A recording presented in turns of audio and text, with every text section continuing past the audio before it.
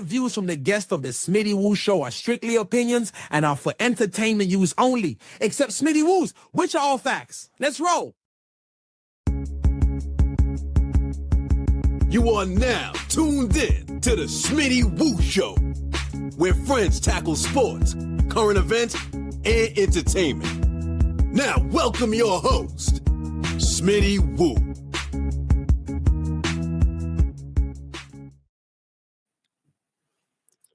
You heard the man that I paid handsomely to do my intro for. We're going to get together with some friends, have some opinions. My verbiage will be facts, and we're going to have a little bit of fun. We're on episode 17. We're getting hot and heavy in the playoffs. So I thought it only right to do an NFL show for the, how many teams are left? The 6 teams are left? 8 teams is left. So we're going to talk a little bit about things that have been happening already. We had the Coaches Black Monday happening. A lot of coaches lost their jobs, lost their livelihood, except for Cliff Kingsbury, who's getting paid by 3 teams now. So, that's when you got bread, it is what it is, So he don't have to go anywhere anytime soon. But we're going to get into all of that. So sit back, stay tuned, and we're going to have a little fun. My first guest, he's a newcomer to the platform. My man from the H. I call him the governor of Houston. What's up, Franco? How you doing? What's going on, man? What's going on? Happy to be here. H-Town, stand up. Now, I know you haven't been to my show before, been on it before, but have you watched the show? I have watched the show before. Yeah. So while we're on air, I cannot be held responsible for anything I may say. Right?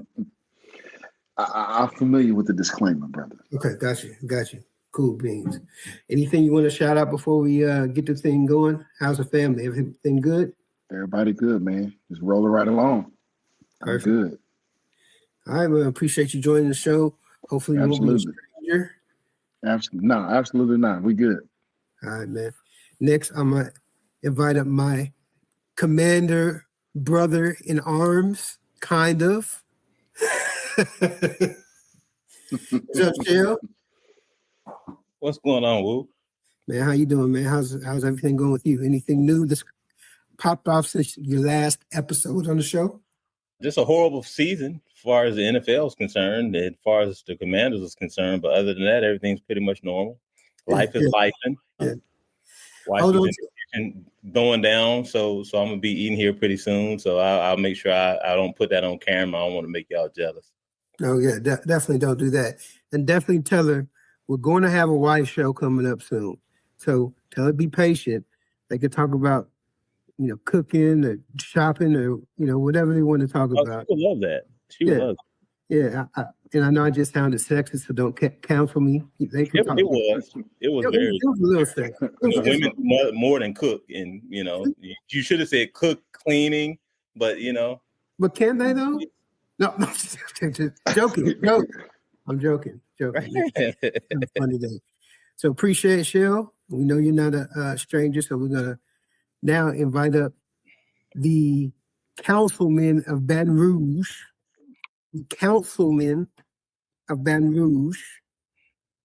I said councilman because apparently NBA Youngboy and Boosie are the governors and mayors of the city. So very distinguished gentlemen. Yes, sir. Mm-hmm. How you doing, sir? What's been going on? Doing fine. Allow me to reintroduce myself. My name is O. Oh, O to the art I. Yeah, I was going to help you out, but it wasn't going to work. Yeah, it wasn't going to work. It's good to be here. What's the weather like in Baton Rouge, man? What's popping off? A little chilly. Cold front came in. It wanted to rain a little bit, and more cold weather coming tomorrow, so they say. Okay, cool beans. Well, good to have all you on. We're going to get started. NFL very heavy today, so if you don't like the NFL and you want to stick around for the laughs, for the facts on my part, for the opinions on my guest part, you're more than welcome to do so. So we're gonna have fun. So to get it started, like I said, Black Monday has occurred. For some people, it was like Black Sunday because I think Raheem got fired like immediately right when the clock hit 0. They was like, "Hey, look, don't worry about coming in the locker room. Get your stuff and be gone." So with that being said, there are a number of vacancies there. We have the Arizona Cardinals, we have the Falcons, the Ravens, the Browns, the Raiders, Pittsburgh, and Tennessee. So we have all of those teams who don't have a vacancy. But the Giants also technically still have a vacancy, even though it's about to be John Harbaugh. So I left them off the list just because they're just finalizing things. So if you want to include them in your answer of the best destination for a coach, by all means do so because it's not finalized. They're just not on my list. So to get started, Franco, of those openings that we have, who do you think, which destination you think is the most promising for a coach that wants to be successful? Man, I don't know, man. I think Baltimore was kind of on my radar this year. I mean, Jackson had a couple injuries and whatnot, but I don't know. That defense, you got big boy in the back. So Baltimore was one I had my eye on. Pause. Which team are you talking about? Baltimore. Okay. Yeah. So they got the promising team, Lamar Jackson, who his mom's his agent, so we'll see how that works out when his next contract comes up. So that means he's savvy, he's smart, keeps the money in house. But wants to say that his not liking of how things are going contributed to Harbaugh's exit. So correct. Does he have too much power? But the Ravens is a good choice. What about you, Shell? Which one is the most desiring one for you? Well, I mean, you mentioned it, man, but I would say the Giants, man. Okay. I would say the Giants. And, I mean, it's all but a done deal with Harbaugh. They got $100 million on him. He's going to be their new head coach. And the way that they put together, I mean, they ought to get a pretty decent draft pick this year based off where they finish.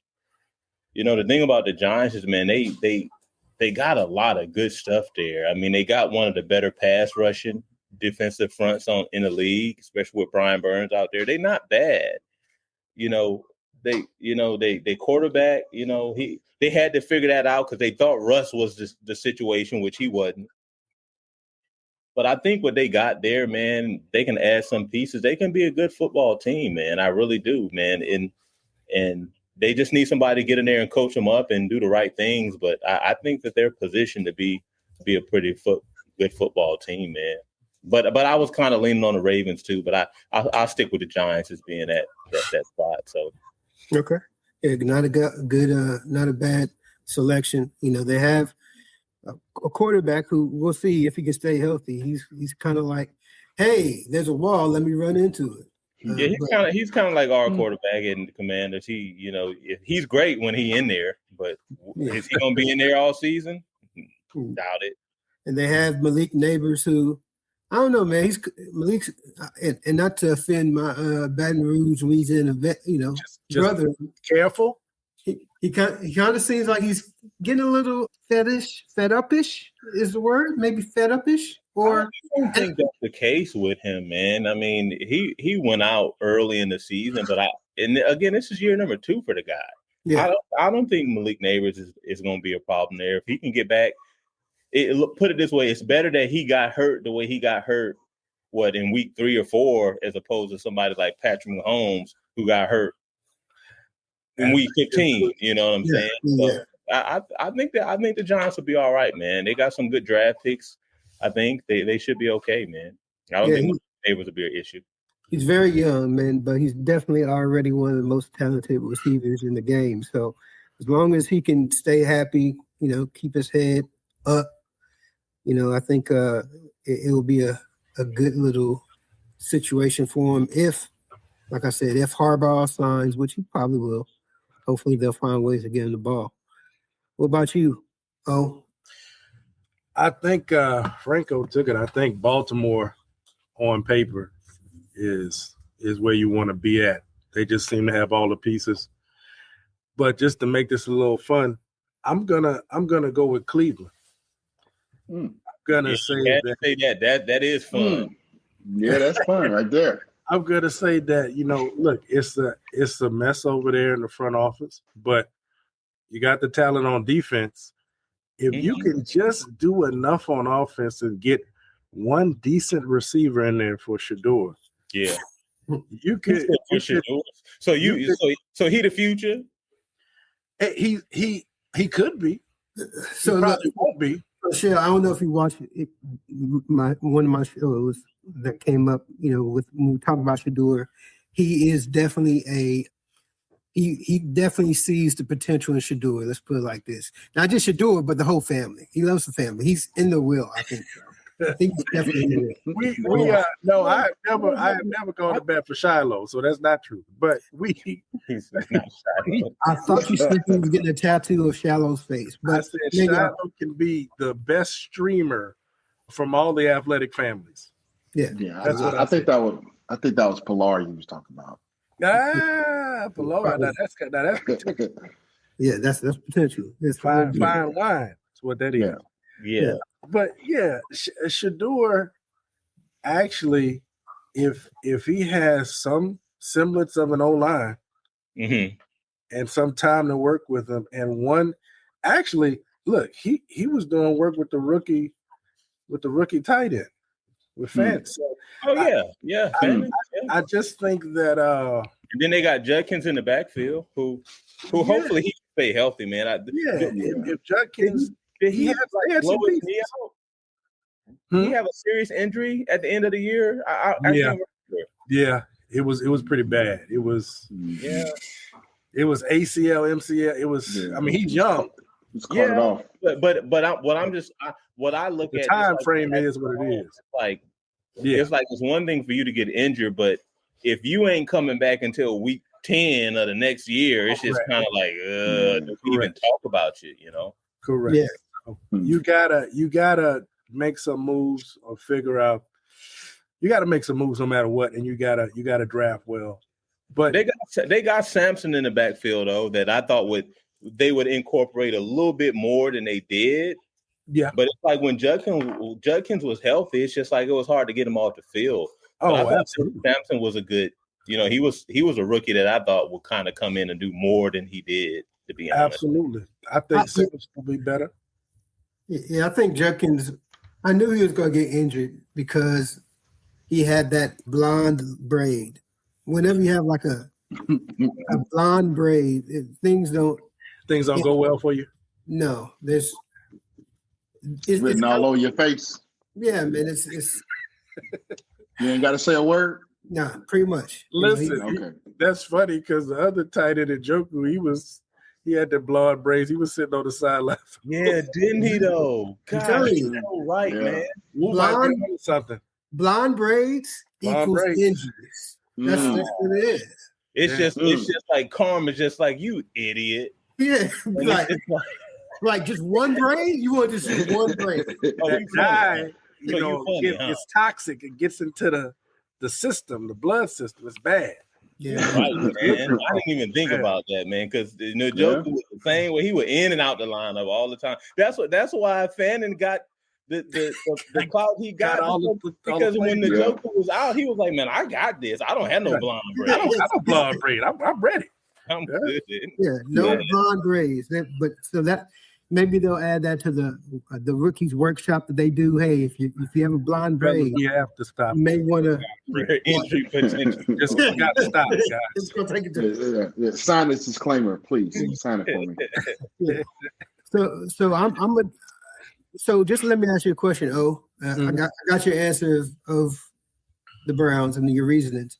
The cap situation doesn't scare you because they just still have Watson make a lot of money. They got Garrett who just got paid. They got Ward who wants to get paid. So does that salary thing? They need to pay him too. You got to pay Ward. You got to pay him. Yeah. You got to pay Ward. And I think Watson. I think they marked that as a loss a while back. That's a big loss, Mike. Yeah, it's just you just lost. So I think they go move and shake with that. But okay. And he's still probably being weird in massage parlors too. Probably. Hey, y'all, I'm healthy again. Trying to get back in these parlors. Because let's be honest, there's nothing to do in Cleveland but listen to MGK and get a massage. That's it. True. I mean, that's it. Yeah. What more do you want from me, Tyrese? Pretty much. So I'm going to say the Raiders, and the reason why I'm going to say the Raiders is this. Okay. Talk to us. I think that the coach, even though he's impatient, obviously. What coach? What coach? He ain't got no coach. The owner. Oh, the owner. Okay. Oh, his hairline impatient. Okay. Yeah.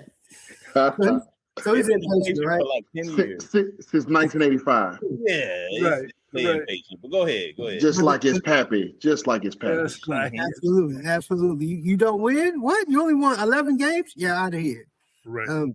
But I know you could tell he really wants to win. For him to make a trade for Geno, a mediocre quarterback, just so he didn't run out O'Connell, let you know that he wants to win, right? So you have a running back. Do we know how good he's going to be? Well, we know that the line really didn't block for and this is his first year. Usually around for running backs, of course you have the exceptions, but year 2, year 3, you start really seeing what they're going to do, right? Then you have the number 1 pick. So with that number 1 pick, you have the ability to, if you want to pick Mendoza, if you think he's the one, you have the ability to start with a franchise quarterback, if he's that. You have a running back still on a rookie contract.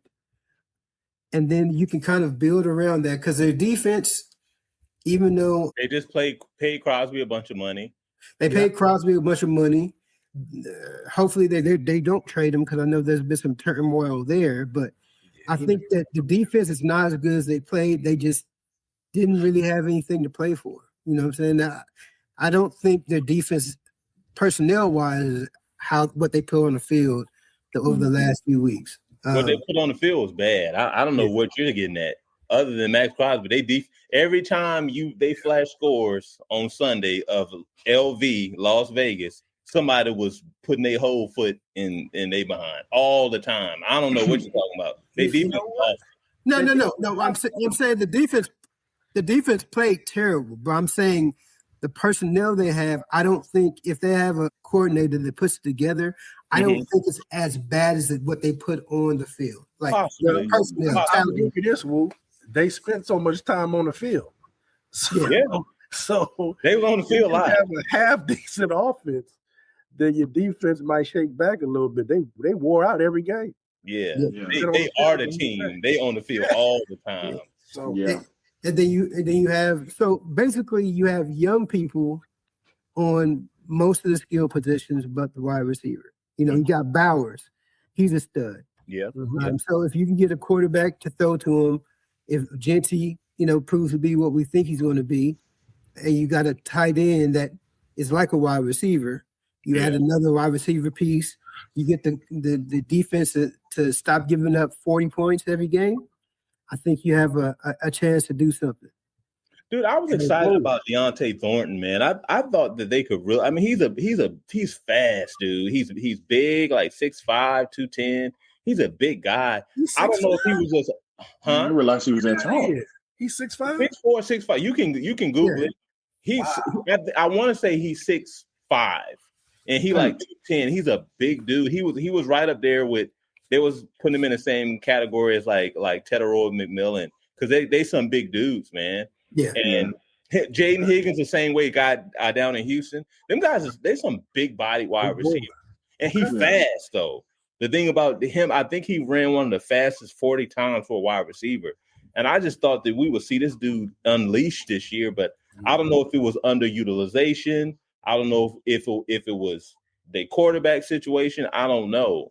But they got, he's on a rookie contract. He ain't going nowhere. But maybe if they can kind of unleash this dude and with him and Brock, they got rid of what's his name. So They got room to add another wide receiver. They got Tyler Lockett, I think, but they got rid of what's his name? He with Jacksonville now. Yeah, you talk about Jacoby Myers. Yeah. So I think they got some room to do some stuff, man. So and maybe they can make it work. Maybe they can talk the prison into getting Henry Ruggs out and have him play for the Raiders community service. He in prison? I thought he was. He in prison? No, I think he made it. I think he got out. He's out. Oh my gosh! I thought he got out. I don't know. As long as he can talk to I think he got out, man. Let me fact check that. Yeah. I don't know if he's out. I think he's still in there. I think he wants to be out. I thought he got out on good behavior, man. I think I would say playing for the Raiders would be charity. So that could be his community service. Sorry, 2026. He locked up still? Yeah. August 2026 is his parole date. So if he can get out at the end of this year. Behavior 2026. We're in 2026 now. So maybe they can get him out, get him to, stop guarding his commissary.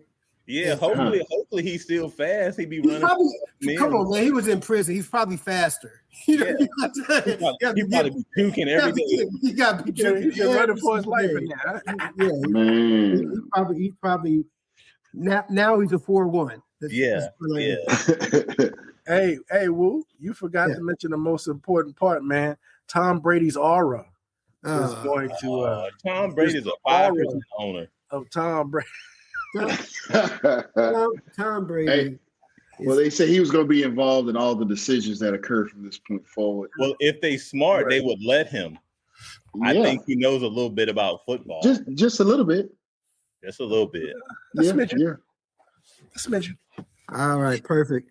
All right, so that's what the coaches is, but we spoke about Harbaugh for a little bit, and two of the longest tenure coaches got released this offseason. Well, Tomlin walked away, technically, but they're separated from each other. So of these coaches, which one do you think is the better coaching prospect? We know that, with Tomlin, I heard the Steelers are essentially going to make him step away for a year or two because he's still under contract. So they're like, hey, if you want Tomlin, you're going to have to trade for him. Or he's going to have to sit out, a year or two until his contract's over. The Harbaugh's, like I said, about to sign with the Giants. If you were one of the teams that you mentioned as your best destination for a coach, which one would you rather have? Let's start with you, O. Between Tomlin and Harbaugh? Yeah. I'm going to go with Tomlin. Mm-hmm. Only because I respect what he did in his division for that many years. I just respect his consistency. And I respect him as a leader of men and the decisions that he made on the field. Harbaugh drives me crazy with that Ravens offense. I like some of those decisions, like, oh yeah, we got Derrick Henry. Sit down on the bench. Don't run him. Like, let's leave our most lethal weapon out of the game. But I know, he's a great football mind. He's got a lot of accolades and his resume is serious. But yeah, out of the two, I think Tomlin still has more in the tank. Yeah. A lot of people feel that way. They feel he mismanaged the game plan in a lot of capacities. What about you, Shell? I'm gonna be real with you. My blackness won't allow me to say anything but Mike Tomlin. I'm serious. They're both good tenured coaches. They both are Super Bowl winning coaches. True. But Mike Tomlin, the thing about and you can some of the same stuff you just said about Jim Harbaugh. I've seen some games where Mike Tomlin has done some dumb stuff too. Yeah. I'm gonna be completely real with you. True. If that dude didn't miss that kick, we would be having a total different conversation about these two coaches. Yeah. And that's not about coaching. That's about a kicker missing a kick. Right. They both did dumb stuff. Yeah. They both did dumb stuff. To me, it was dumb for Mike Tomlin to think that Aaron Rodgers is the answer. Are you kidding me? He's not the answer. It was dumb, like you said, for Jim Harbaugh to not understand, like, it's 30 degrees outside. Derrick Henry is 250 pounds. Just hand him the ball. Don't nobody want to hit him in the third quarter. Don't nobody want to run up and tackle this dude. And as you saw that, what game was that? Like the second week of before the end of the season, this dude went off for like 200 something. Then Green Bay was like, I know he has the ball, but I'm gonna act like he doesn't. I'm gonna act like I didn't see them hit the ball. Yeah, I don't want them problems. I don't want those issues, especially if you haven't slowed them down a little bit. Right. And you just saw it's just like, come on, like there's no way that game should have been that close. But if you notice, that happened a lot throughout the year. There was plenty of games where it's just like he was like, I'm gonna put the ball in the best player's hands, Lamar Jackson. I'm like, look here, I don't know if you've seen it or not. Lamar Jackson is great. It's great to have a quarterback with that skill set. He's mobile, he can move. Your best offensive weapon is Derrick Henry, dude. Stop it. Yes. And because he didn't choose to do that is why they ended up in a situation where they should have never been in a situation where they had to beat Pittsburgh to make the playoffs. Absolutely not. As bad as both of them play, because neither one of the teams really excelled, and it's just so happens that they in a dumpster fire of a division with Cleveland and Cincinnati. Right. Neither one of them. Somebody had to win a division, but it's like neither one of y'all did anything, dude. And this weekend, I think we gonna see. We gonna see Pittsburgh this weekend when they got to do something because it's not gonna go well. I don't think. So Pittsburgh's already out. Oh no, yeah, you're right about that. You're right about that. But it's just like them guys is just when it comes to the coaches, they're comparable in what they've done. But I just say Mike Tomlin, I would trust him more just because of what he's done over a long period of time, man. And so yeah, that would be my thought. Mike Tomlin over Harbaugh. Yeah, makes sense. Plus, if Mike Tomlin's aunt had male parts, he'd be his uncle. True. That part. Yep. Rico, what you think? It's not. It's another. I'm gonna give you a couple of reasons why I'm not gonna go with Harbaugh as well. One, the scandal in Michigan. Don't know what the level of involvement he had in that. Oh, he's taking it back, boy. What happened in Michigan? I don't even know. I'm just saying it was scandals about cheating, things of that nature. No, Shell. But he conveniently left right all that, before everything kind of came out after the fact. But so that's the wrong Harbaugh, though. Oh, is it? I'm tripping. Yeah, that's his brother. Oh my gosh. Yeah. Okay, well, I'm thinking of him then. He related to him, Frank. Yeah. It's the same bloodline. It's a bloodline. Can you apples don't fall far from the tree? That's what they say. Yeah, you're right. But okay, well, my bad on that. But the other thought process with that is, Tomlin, the tenure at one team, that goes without saying. Think about in a league where every year people are getting turned over minutes after the last game. I mean, Tomlin's been there. He's been with Big Ben, so many Hines Ward. I mean, so many different players from a consistent standpoint. That speaks for something in a business that never had a losing season. Never had a losing season. Never been caught up in any scandals. I mean, that speaks volumes. And the thing is, even with the situation with Pittsburgh, I mean, they didn't come out and say he got fired. They said it was kind of a, mutual split. So I don't know all the details on it, but I would lean more towards Tomlin just on GP because the players love him. I've never heard any players say anything negative about him. All the conversations with the media, he's always stand up about, hey, I own that I did this wrong or did that wrong or I did this right.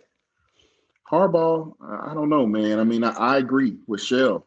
You got some huge offensive weapons there that could be used a lot of different ways, and I just don't see it. I see Lamar running downfield like he the last man standing, and you got support. And it's like, if I was a coach, dude, this is one of my best players. And every play he got to have the ball, it's more than one person on the team. So I'm going to go Tomlin. I think with Tomlin now, if he goes on somewhere, obviously he has this contractual, standards he has to uphold. But the dude's track record is impeccable, man. I didn't know that. He can't coach for nobody for 2 years? Well, because he's still on the contract? They probably buy him out. Yeah, whoever team. Yeah, so basically, he's still in the contract, I believe, for 2 years. So from what some of the reporters have said is the Steelers aren't going to just let him go and coach another team. If you want him while he's on the contract, then you need to trade for him. It's from what I've heard. Now, that's not stupid. Come on, dude. But that lets you know right there that there's some other stuff going on in the back office. Interesting. Yeah, it's just like, why don't you just let the guy out of his contract? It's just like, you let him out of his contract, and maybe you can work something out where you don't have to pay him if another team picks up his contract. So, and it's like, why would that be a problem if he don't want to coach no more? It's like, it's not like he's a player. It's like, he's a coach, dude. If he don't want to coach no more, let him go sit up in the freaking Fox booth for why is that a problem? He can do that. He just can't. Right now, he can't coach. So if he wants to take no, he can't do that. His speech is not that great. I tell y'all right now. Facts. The standard. He used too many double negatives. He can't. I love him though, but there's nothing wrong with a double negative. You've been brainwashed. It is. What did that Negro say? Now Tom Brady can get away with anything, but if Mike Tomlin get up there using double negatives, they can be like, "Look here, commercial break. Say another double negative and see what happens." Yeah, see what happens. Let's see what happens, black man.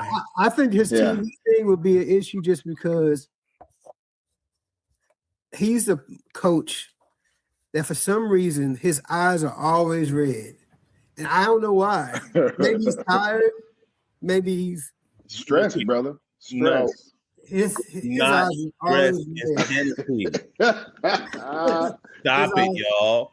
Stop it. Y'all act like just because somebody a professional coach that they don't have a Gatorade bottle. They got 17 Gatorade bottles with Gatorade in it. They have one with Hennessy and Coke in it for my Tomlin. That's why he talks the way he does in post. That's why he does it. Yeah, we're gonna just get out there and do it. Yep. Yeah, he on that. He on that. Yeah, that's why his eyes. On that. Yeah. So I'm gonna say Tomlin too, just because your blackness. No, not because of that.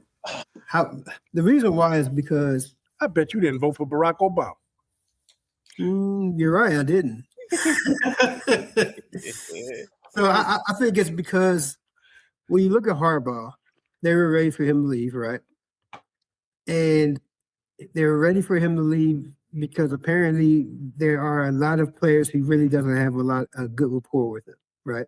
Yeah. But as far as Tomlin, everybody loves Tomlin. He's a player's coach. So when you have a player's coach, people want to play for him and play for him like literally and play for him like play hard for him as well. So when you have that coaching ability, now we don't know if he does a dang thing. He may be just like Dan Quinn and just a CEO coach, and that's fine. But he does enough to galvanize his team with some of the worst quarterbacks I've seen on a team. With all that being said, he still managed not to have a losing season. Now, does that make a difference if you go 9-8 or 8-8? I mean, you're still mediocre. But when you've been playing with people like Charlie Batch and all the players, Rudolph, Kenny Pickett, you had a lot of guys, Fields. All these guys, man. Look, there's a lot of Jags in there, and the thing was, it's like his track record speaks so much for itself because it's like throughout that time frame, he was cycling through quarterbacks He was cycling through running backs. He was cycling through coordinators too, offensive, defensive, because Mike Tomlin is not a coach he don't call plays. Some head coaches, they call the defensive plays. Some head coaches, they call the offensive plays. He don't call plays. So he's got guys there doing that, and he's cycling. These guys are leaving and getting jobs and going elsewhere. But throughout that whole process, he's been able to keep it consistent. Obviously, he's been able to draft well to keep good talent there. So for that reason, man, I would nothing against Harbaugh, because I think Harbaugh's a really good coach, and I hate that he's going to the Giants because we've got to deal with him twice a year now. But I'm gonna say that. You know what? I was just thinking about. You know who Harbaugh is to me? He's like Mike Brown with LeBron. He's not a bad coach. Yeah, he's not exceptional either. He drove me crazy. Mike Brown did, saying, "Let's just put LeBron at the nailhead." Yeah. And it's like, yes, that is one way you could use one of the best players in the league, but that's not the best. That's not the smartest way to use them, right?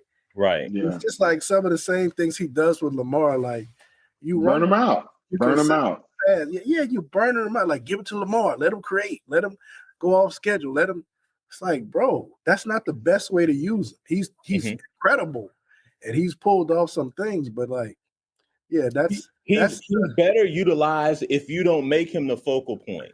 That's when he's dangerous. Because if you don't lean on him with the talent and the ability that he have, when you can just break him out on a 10 and, a second and 10 or a third and 15 or something like that, oh my gosh, he's a problem. Yeah. But when everybody's like, oh, Lamar doing it, it's just like he's not that much of a threat. And I don't care if people say, oh, he's so fast.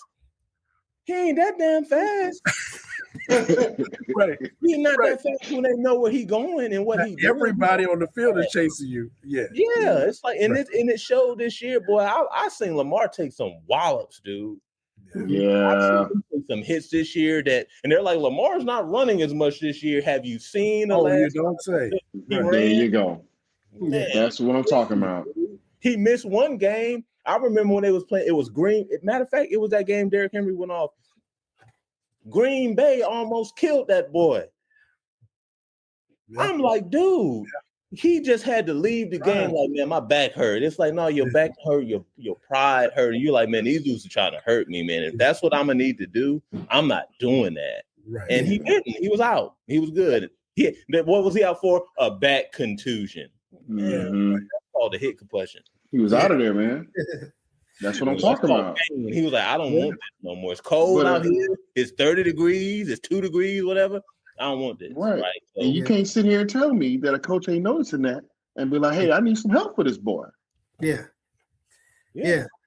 So we're in the consensus. Tomlin to us will be our pick.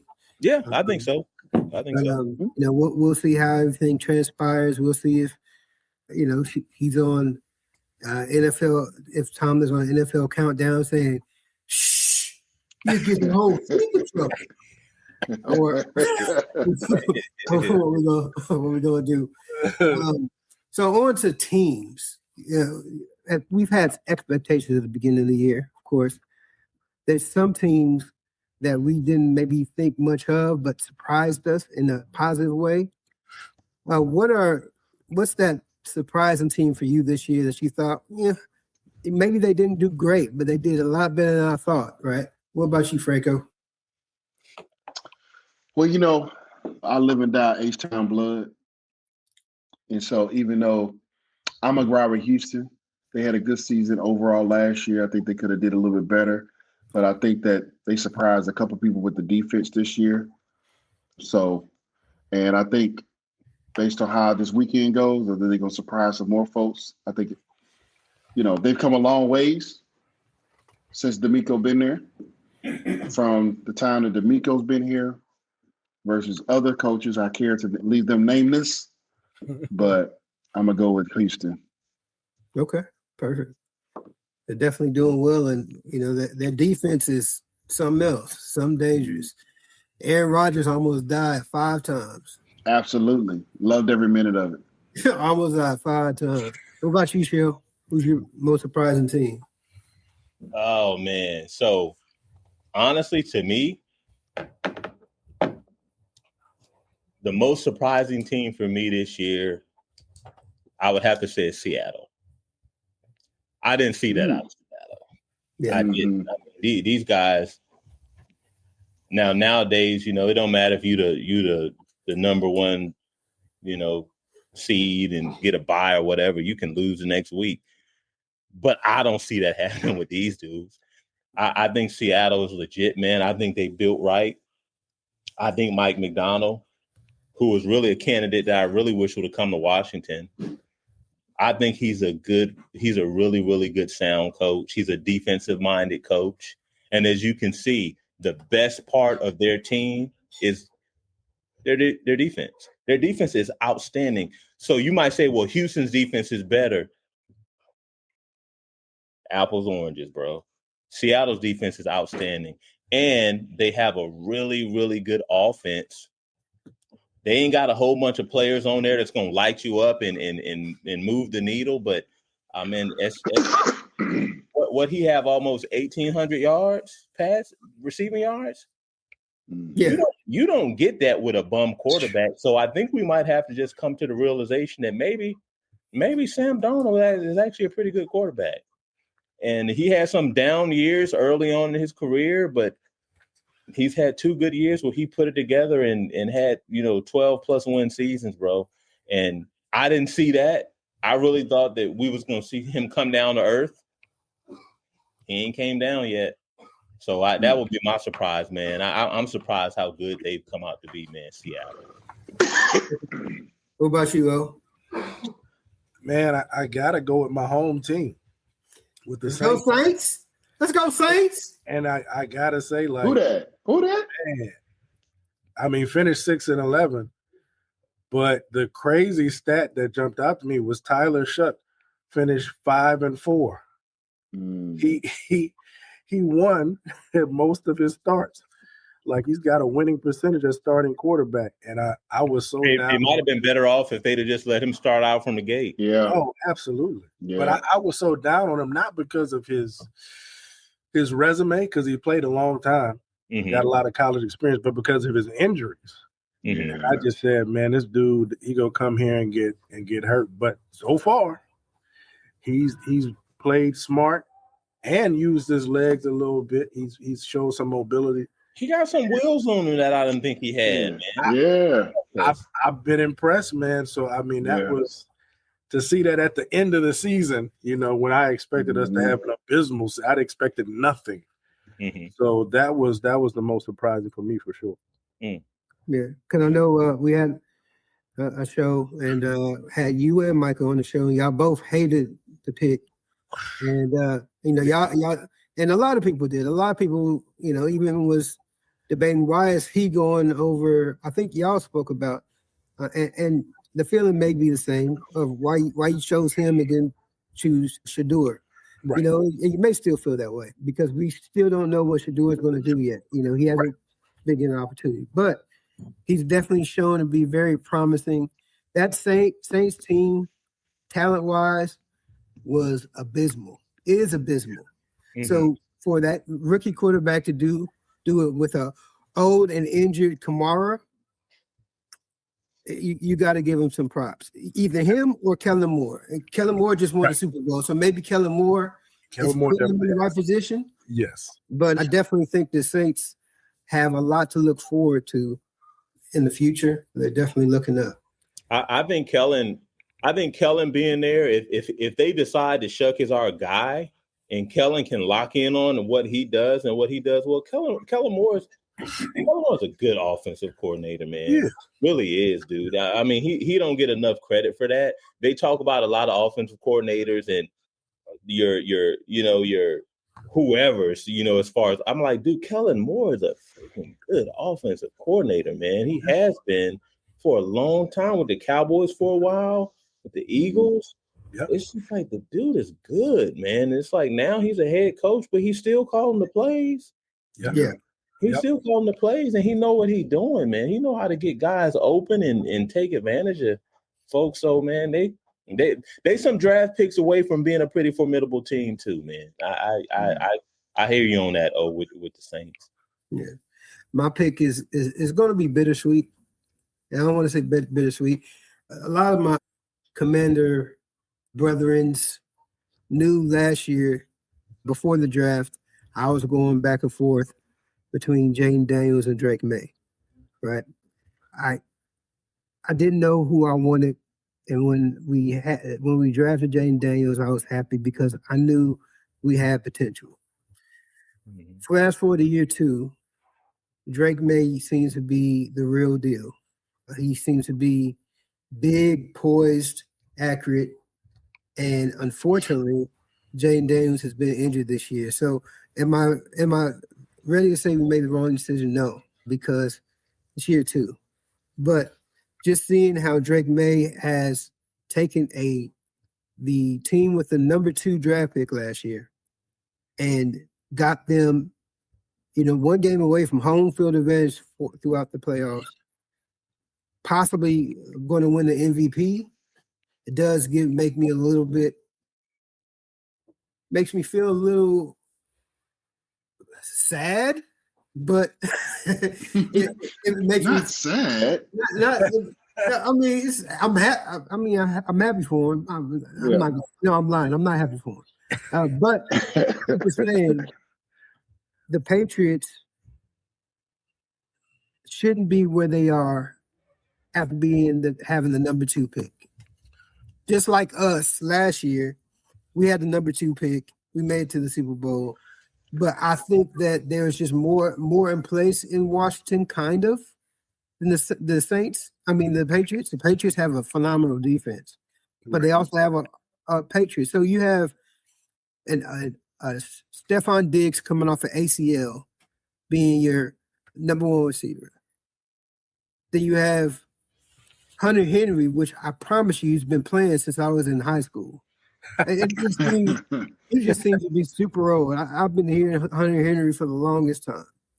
So you have these guys making plays. You have Fumblerooski, Stevenson, and Antonio Gibbs. But then you have Travion Henderson, who towards the end of the year when they start giving him the rock, is showing to be something. So it definitely is a team. And that team, I thought they would be better, but I didn't think they would be as good as they are. So you left out an important part that most people overlook.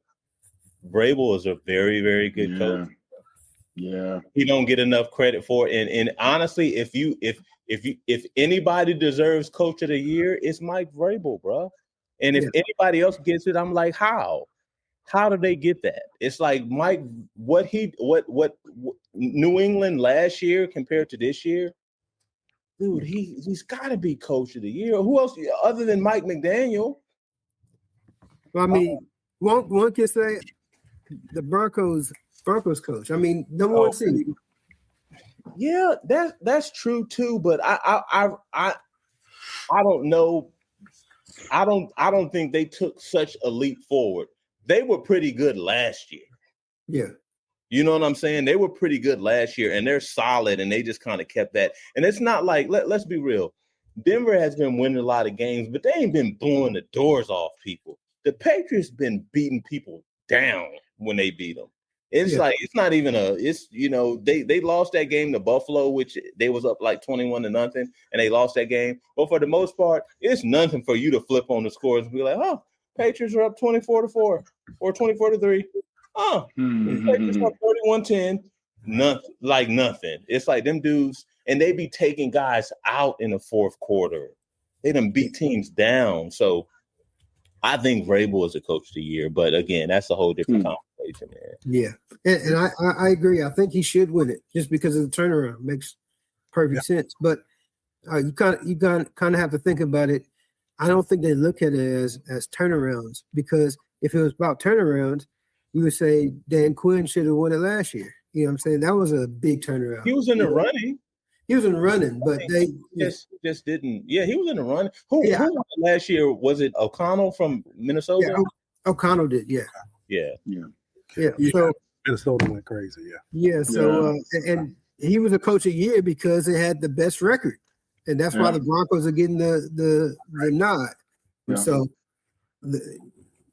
he should win. Yes, I think he's deserving of it 100%. Yeah, but I could see it going to Peyton too, Sean Payton. Yeah. So we go from the glass ceiling to the bottom floor, the most disappointing team. And we're going to start with O. But before you go, O, I don't know who you're going to select, but I know a team that's probably in the running for you. Let's see. I kind of agree with Mike that the top dogs are going to remain the top dogs. Ravens, Bills, Bengals. Like, I'm kind of interested to see what the Texans do this year. If CJ has a bounce back year, but I think the one that interests me the most is seeing what Justin Fields does with the Jets. You know, you got some new structure there, new coach. Aaron Rodgers is out of the building with that cloud he had in there. Still got Sauce. They still got Garrett Wilson. I think what's the running back? Brees Hall.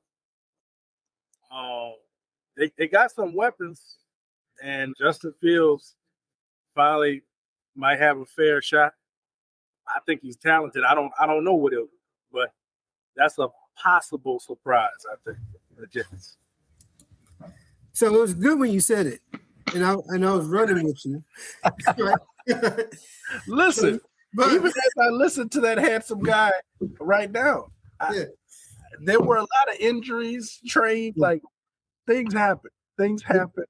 And you know, we'll get to your answer, but just to put things in perspective, this has been the first NFL team in history not to have a single interception, which to me that's like a unicorn right there. Right. It's as bad as it can be. But let's get to your answer. Y'all even playing football? Or y'all playing rugby? You know you can catch the ball if it hits you in the face, right? If it hits you, you can catch it. God. Yeah, you can even run with it if you catch it. Oh my God. So what's going to be your answer though? So I'm gonna tell you something that's interesting. I'm glad you reminded me of my take. But I have to say the Lions. In my mind, the Detroit Lions had the most disappointing just because the expectations were so high for them. And I don't know that, you know, they improved that much over last year. And that was a criticism, you know, going into this season that, you know, where did they get better? But they still had all those weapons. You know, they still had, you know, what seemed to be a very potent offense, but, you know, then you start to see it just kind of rapidly decline this season. They're taking the same risk. 4th and 5, we're going for it. 4th and 7, we're going for it. And everybody's catching on like, yeah, nah, we know you're going for it and we got you. Right. So to me, just due to the expectations, I would say that the Detroit Lions had a very disappointing season. Definitely. Not to make the playoffs. And I know you lost both of your coordinators, but you know, they didn't take away the talent. You know what I'm saying? So was the power in we know the power was in Aaron Glenn because apparently he can't coach defense, but but Ben Johnson, you see what Ben Johnson is doing with Chicago. So did that really play a part? Maybe. I mean, they still had injuries, but they didn't have as many injuries as last year, and they were able to hold it together last year. This year didn't make the playoffs. So it makes sense. So appreciate your answer. Shell, before you give your answer, you did say something with some peer pressure involved. I just kind of want to remind you, and it may be what your team is, what your answer is going to be, but let's just check it out. Unpopular statement, and you stand on it. Let's start with you, Shell. What's your "yeah, I said it" statement?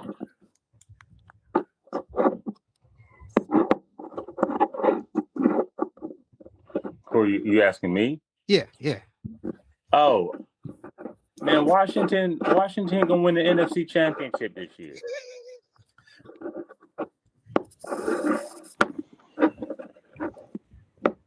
Washington's going to win the NFC champion. You say NFC championship next year?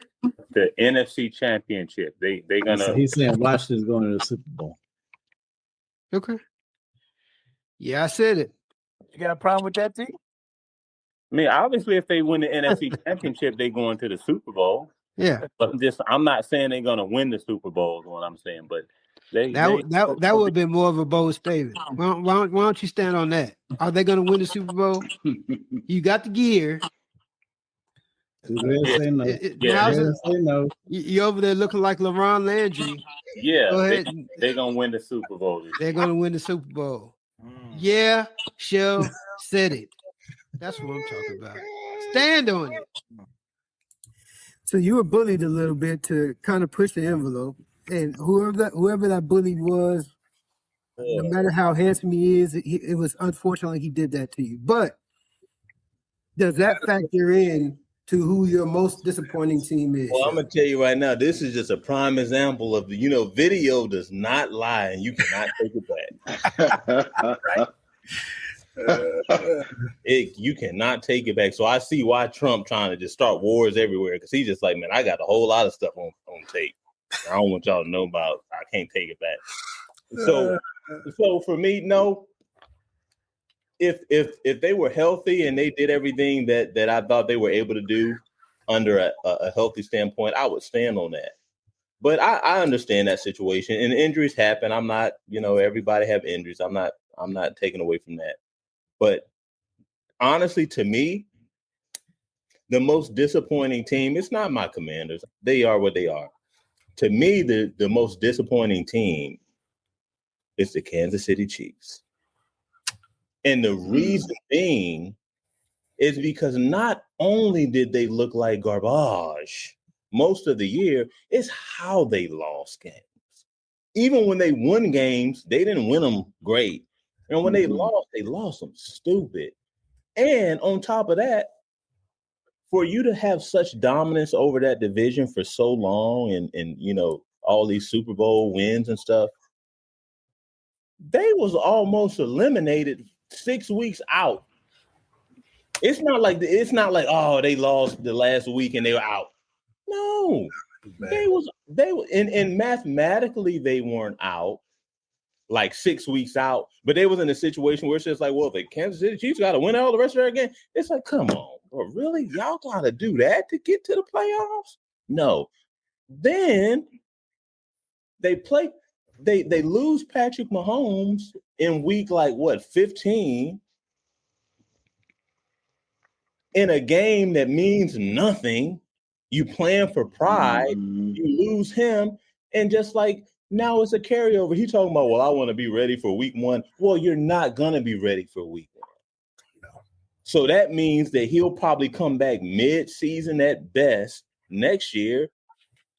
And what's his name? Whatever his name, I don't know his name. I don't know how to pronounce it. If he's your quarterback for the first 6 weeks, you ain't making the playoffs next year. So to me, a team that's been where they've been for the longest time, you got a Travis Kelce that I think I don't even know if he want to play football no more. I really don't. You got a backfield that it's just like, come on, it's Kareem Hunt your running back? I don't think so. You put him in on goal line and you praise him when he falls 2 yards into the end zone. He's 230 pounds. What are you talking about? It's like you got Rashee Rice, who's a good wide receiver. You got Worthy, who not Patrick Mahomes, but Kelce almost killed him by accident early in the season. Well, I don't know if Rashee Rice coming back because he. Yeah. So Well, he served his suspension this year. That's why he was out the first 6 weeks, right? He done something else. No, he didn't do anything else. I don't think. Now his ex-girl came out with a video talking about, how he beats her every day. But I mean, he been beating her since high school. She don't hear nothing about that. He been beating her. So, but I'm just saying, it's like not new abuse. It's old abuse. It's old abuse. It's just coming up with new bruises. Right. So that to me, that's disappointing because it's just like this franchise just went from here to here, and it's hard to get back there. Oh yeah. And Patrick Mahomes ain't no spring chicken. He's not, he ain't old and decrepit. Yeah. He ain't no spring chicken. He done blew out his knee. He's never had a significant injury like that. He's gonna miss a good portion of this season. And when he comes back, what are the Chiefs gonna look like, man? What are the Chiefs gonna look like? And they ain't got nothing to hold their head down about what they got 3 Super Bowls in the last 10 years or so. They good, but that team has. I think Denver is the king of that AFC West right now, man, and they will be for a while. I think so. To me, that's the most disappointing thing. The way they just fell like a rock. What about you, Frank? I hear what you're saying, man, but I got to go with the Tampa Bay Buccaneers. Really, man? Yeah. I was disappointed, man. Mayfield had he rallied around the team. I'm a fan of Todd Bowles. I like his style, but the way the games ended, this past season with Mayfield getting hurt. I mean, they got Bridgewater trying to mend it. You know what I'm saying? Coming from the high school, he only missed one game. I know, but I mean, that's what I'm saying. It's like you get all the way to this point, and you can't get over the hump, man. I was just disappointed with how the season ended for them. Yeah. That's just my opinion, Yeah. I like Mayfield. Mayfield got a lot of heart, but it was like you get all the way to this point. Heart don't mean nothing for touchdowns. You don't get touchdowns for heart. And he's hardy. He be talking noise and up. He be talking noise, man. Complete a pass. Yeah. Complete a pass. Mike Evans, he up and down injuries, Bucky, I don't know. Disappointed with Bucky. He hurt my heart, man. Yeah, man. This dude single-handed lost me some fantasy. He really did. For one, he was out for so long. Right. And it was always he might play, and then you find out the day before he not. It's just like, come on, man. And then when he get in there, he don't do nothing. Yes. So yeah. Bucky had a rough season, man. Yeah. That's true. So I'm going to say this, and you're probably not going to like my answer because it's kind of, it's not what you would think of. I'm going to say the Eagles. Now, the Eagles won the division. Don't nobody care about them punks. Yeah, the Eagles won the division. But when you look at that team, with the talent they have on offense and defense, you would 100%, even though they won the division, you can definitely say they underachieved. Because for some reason, when you think about the Eagles, it's like they have a money tree. Because it seems like they're paying everybody and they're re-signing everybody and they're getting better players and they're making trades and they're doing all these things. And they have Saquon Barkley that almost broke the rushing record. They had the best offense in the league, best offensive line in the league.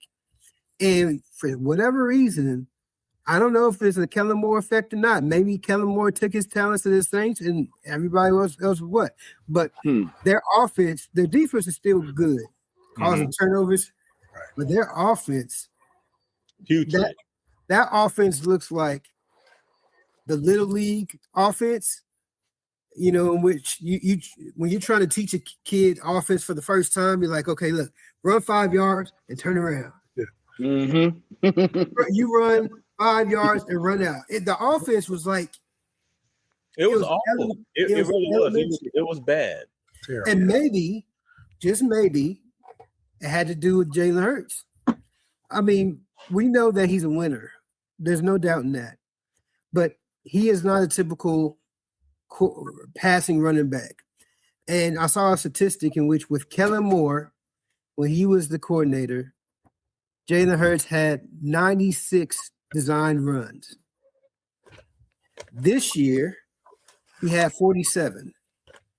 So half of the design runs was eliminated. So you're taking away one of the strengths of Jalen Hurts. So maybe it had to do with the coordinator. But regardless, even with that team winning the division, our division was trash. So they should have won the division. But the fact of the matter is that how bad they looked and how they were one and done in the playoffs, to me, that was disappointing. So I'll put it to you this way, a little sidebar question. Who do y'all think is gone? The offensive coordinator or A.J. Brown? The offensive coordinator is already gone. He's already been okay. fired. Yeah, that makes sense. But And what about A.J. Brown right behind him? Yeah. no? Seriously, Right because I think they look at the money that they can get and maybe the draft picks that they can get for AJ, and they get rid of AJ. I mean, don't get me wrong, AJ Brown's a good receiver, but there's other receivers. And what they can get in the haul of draft picks, especially if he disgruntled. Yeah. And he making noise and he making dumb posts and stuff like that. Mm-hmm. He's not. It's like, dude, Disruption. He's a disruption, and he's not worth. It's one thing if you a disruption and you putting up 1,500, balling out. 100. Right. You can be like when Antonio Brown was acting a fool. Antonio Brown, best wide receiver in the league. Yep. He can come with a fur coat on the sideline. He the best thing out there. When you doing what you did in that playoff game, I was so disappointed, mainly because I had a lineup going that he was picked in it, but that's neither here nor there. Catch the ball. Yeah. Don't complain about them not throwing you the ball, and then when they throw it, you don't catch it. Drop the ball. Right. Yes. Don't do that. And he's done that all year long. It's like, dude, catch the ball when they throw it to you. And he drops the ball a lot of times.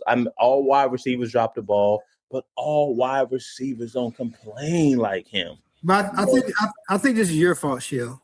And the reason why I think this is your fault is because AJ Brown told you 8 weeks ago, if I'm on your fantasy team, cut me. And you didn't listen. I didn't. So I didn't listen. You're blaming him.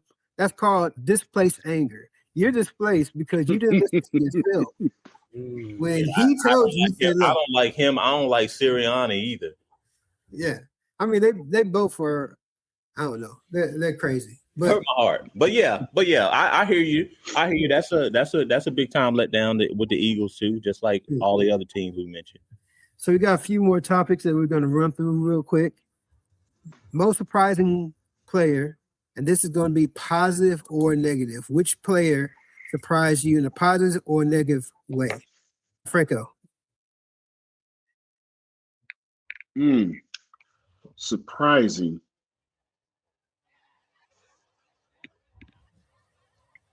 Thinking about that. You want me to come back to you? Yeah, you can come back to me. That's fine. All right, what about you, Shell? Positive or negative, either way. I'm gonna go with positive, and I don't even know if I should truly say it's a positive because I expected it, but SJN, Smith and Jigba, man, I drafted him on a number of teams. I talked about him. I'm like, this dude, he's gonna be it this year, and he was. Smith and Jigba, man, I think he got a bright future ahead. To me, he reminds me of Antonio Brown. He really does. He really shifty. He's not the biggest guy. They move him all over the field. He catch it when it come to him, and he make plays, man. So that I would be surprised in a positive way. It'll be Smith and Jigba for me. Yeah, I got a love in my heart for JSN. He helped me win a fantasy championship in one of our audience members' league. Matthias, shout out to Matthias, your champion speaking to you right now. And JSN helped me win that championship. So, Matthias, hopefully you'll write me a letter of apology for continuing to badmouth me, continuing to tell me that I'm the weakest link in this league. I have 3 championships now in this league. I'm I'm one of the guys that have 3 championships. You one of the GOATs in that league, then, huh? Say it again for the people in the back. You one of the GOATs. If you got that many in that league, yeah.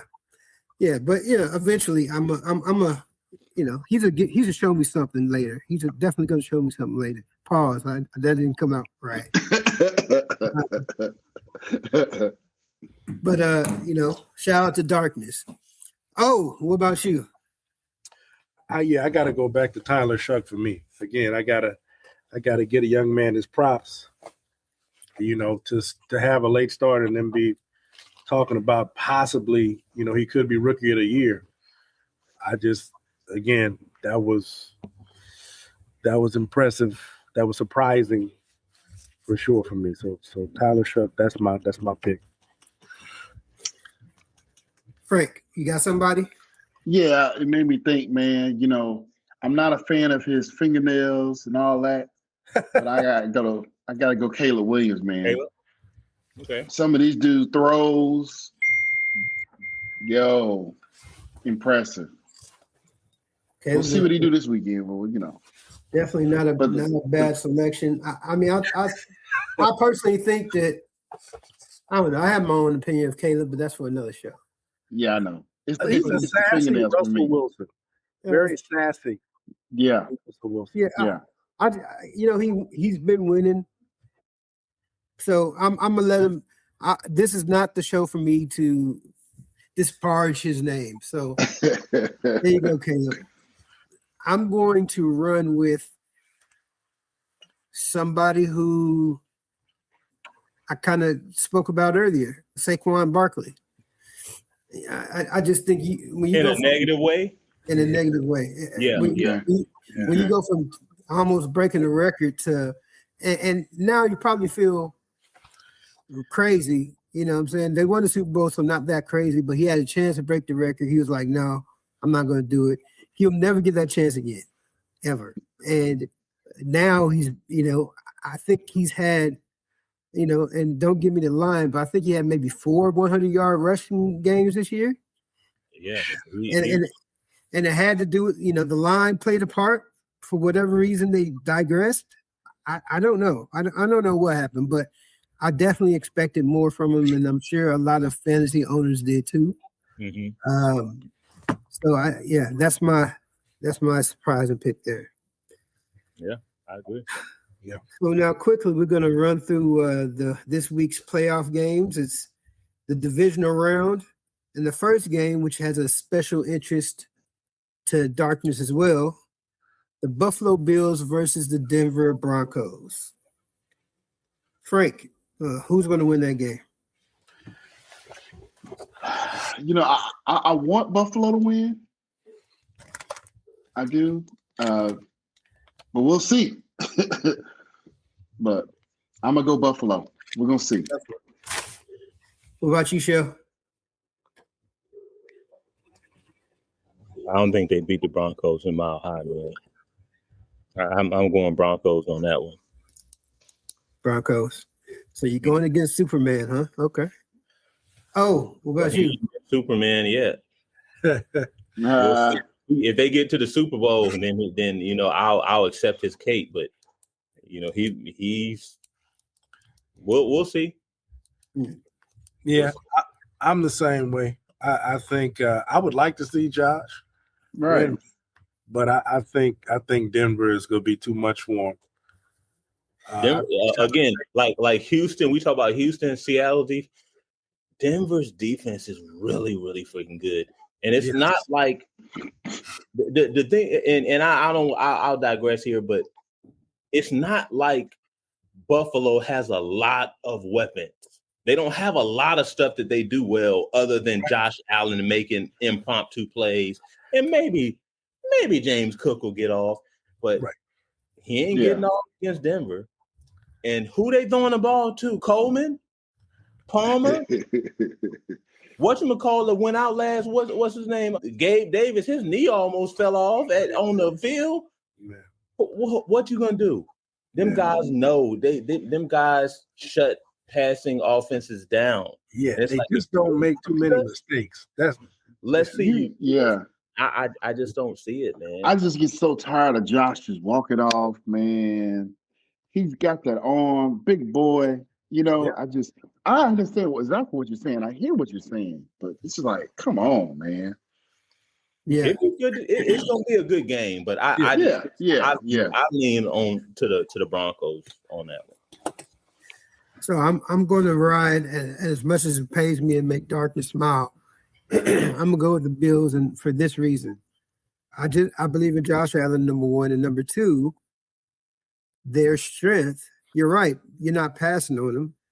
Their strength is the Broncos' strength is pass rushing, but they have the leading rusher in the NFL. They rush the ball like crazy. So James Cook, who the Bills? The Bills, yeah. James Cook led the league in rushing this year. Yeah, he led the league in rushing. He sure did. So yeah, I know. But yeah, so basically, did he play Denver every week though? No. But the thing about it is the Bills know what their strength is. They're going to run the ball either with Cook or Josh Allen. No, but Patrick Surtain is a great cornerback, but he's not tackling Josh Allen. He'll just separate his shoulder while doing it. He's going to separate everything. He's going to separate his shoulder, his neck, his back, his toes, his testicles. He's going to separate everything. And, so when you think about that, you have I just think that it's a perfect storm. No Patrick Mahomes, no Lamar Jackson, no Joe Burrow. Josh Allen is the last man standing of that crop of quarterbacks of that ilk. That's not what it's about, because he's not playing them guys, and he's never had to play all of them guys. You know what I'm saying? It's not about who. It's about the freaking Denver Broncos. They're the number one seed for a reason. But think he just walk in the Mile High and walk all over these boys? I don't think so. But this is what I'm saying, and it's funny. Rex Ryan says this, and it's funny when you hear it. I don't like that Rex Ryan say. That's what I'm about to say, because Rex Ryan said it's funny. Go ahead.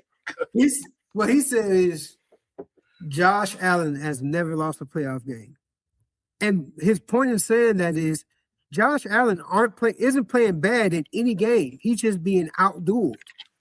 You know, Patrick Mahomes is outdueling him. Lamar Jackson outdueling him. He's putting up points. In other words, he's going to show up. He's never right. He's going to show up every single time. Yeah. Now, are you confident that Brock is going to outduel Josh Allen? I'm not confident in it, but I just think that he has a chance right now to show and win his championship. This is the easiest path he's going to have. I'm not saying it's easy going through Denver playing in that air, but look, it ain't about the air. But it's not about the air. But he is telling you. It's going to be a problem for that boy when he get out there. I'm telling you, it's like I Josh Allen, he gonna have to put on that cape, and if he put on that cape, when he put on that cape, he's something different. You know what I'm saying? He grow like 2 inches. He pick up like 20 pounds when he do that. But it's like, dude, you gonna have to do that for 4 quarters. Yeah. Usually, I like to go with the best quarterback in the playoffs. And in the AFC side, Josh Allen is the best quarterback left. Yeah, I will say that. Cool. I'm not even going to argue that at all. Yeah. All right, let's move on to Seattle and the Seahawks. Let's start with you, Shell. Seahawks. All right. Short and sweet. Oh, what about you? Yeah, Seahawks. It didn't help that Kittle just went down. So obviously, I mean, you're gonna have some adjustments made by a brilliant coach on the 49ers side. Shanahan ain't no joke. He not. But still. But here's what I look at. They played him a couple of weeks ago, and it was dismal. And it was right. That's yes, exactly. And now because if I'm not mistaken, that game was that in Seattle? Was that in San Bernardino? Was that in San Francisco? I'm not. I think it was Seattle. I think in Seattle, it is gonna be lights out, dude. I'm telling you, bro. They don't have enough. They don't have enough, and I know CMC's that dude. Brock Purdy's playing ball. But them guys, they hurt up on defense. Yeah. And I just, again, these games can go either way. Y'all know how it goes. But in my opinion, I think Seattle might just be too much for them at this point. And to your point, because all these games, the spreads are tight on them. Seattle's got the biggest spread in their favor. All the games. I understand why. So, What about you, Frank? No, I agree, man. I mean, San Francisco just has too many injuries. Fred, Bosa, I mean, Purdy can't do it by himself. I mean, McCaffrey can't do it by himself. I mean, he could definitely do some damage, but you got more. You got to have more than that, man. And I think with Seattle, man, Sam's doing his thing. You got a lot of pieces. Mm-hmm. Yeah, I think Seattle just gonna take advantage. They're gonna take advantage of the injuries. Yeah. Yeah, good game, but I don't see him. I don't see him winning that game. If it was in San Francisco, I might feel different. But in Seattle, dude, that 12th man, it's gonna be so ruckus and loud there, man. Yeah. Then the weather. Yeah. Yeah. I say Seattle on that one, man. I'm gonna make this short and sweet. I'm going to go with Seattle for the fact that, be honest with you, I don't believe in Brock or Sam Darnold. I think they are both very inconsistent. So I'm going with Seattle because they have the better defense. Mm-hmm. Short and sweet. Better run game. Well, I don't want to say better run game because that's kind of suspect too, but they have a better defense, so that's who I'm rolling with. Yeah, real. All right, so we got the potential MVP versus one of the best defense, if not the best defense in the league. Let's start with you, O. Who's going to win, Houston and Patriots? This is what I'm wrestling with maybe the most because the Texans defense looks so strong. I don't know. I think this is going to be, I don't want to say a make or break game for Drake May, but I think he's going to be tested. And I think if, he's really going to have to show something to pull off a win. So I think to that end, also on the other side, the quarterback play could lose it for the Texans. CJ has been shaky, man. He's been awful, man. He's disappointing. You see glimpses of the old CJ. And this year was phenomenal. Right. Last year was really, really a letdown, and this year has been let down. Defense has carried them through, bro. It really has. So I'm with Frank. I would like to say the Texans because of the defense, and I'm gonna tell you what, I'm gonna jump out on the limb. I'm gonna say the Texans. If CJ don't mess this thing up, we're gonna say CJ is gonna be serviceable, and the Texans will pull off a win. Got you, Shell.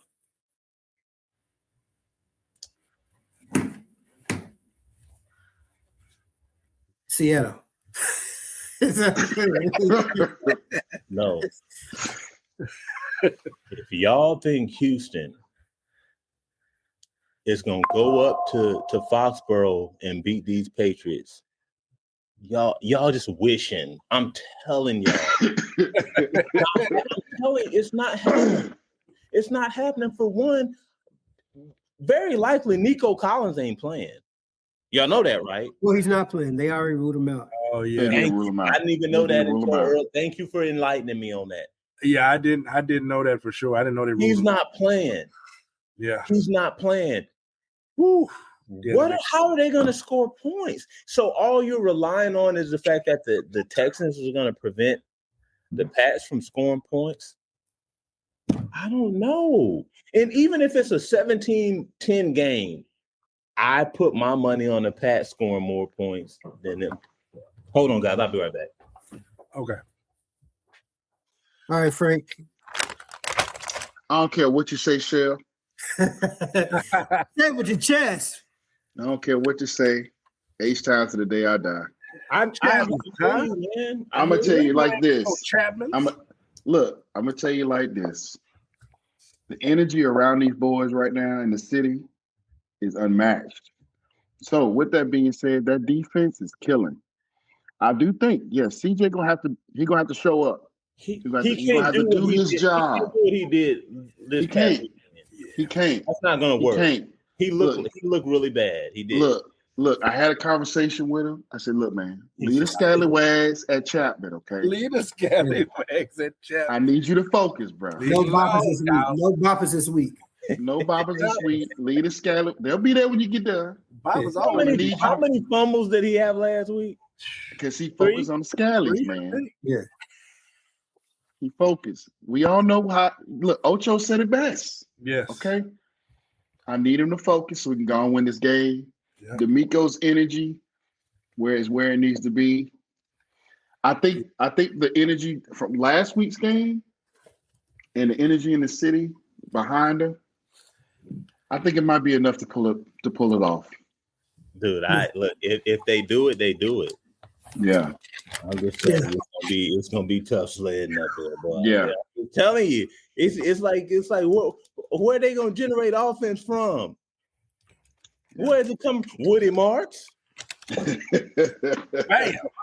it coming from? Yeah, they're gonna be running. Chubb back there. It's not like they got a sorry defense. It's like boys is out there shutting folks down. Right. They got to shut down corn up there from what he from Puerto Rico? Yeah. Guatemala, Christian Gonzalez. Yeah. Oh my God. Nice. Boy, cold-blooded. And, man, look. and he ain't even got to guard. He ain't even got to be on Nico. They can just be like, get him. Yeah. They get him. And he just gonna like sick him, boy. Get him. Sick him. Like a pit bull. Like one of my boys down here. Get sick him. And it's over with, dude. And where you going? And then you got CJ. CJ gonna have to be perfect.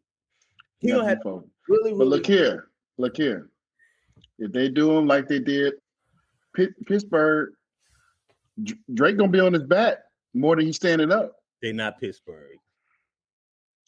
I know they're not. I'm just saying. So when you say stuff like that, it's just like, okay, they're not Pittsburgh. Hey, I'm telling you, it's like Pittsburgh got what they got because I agree. Yeah.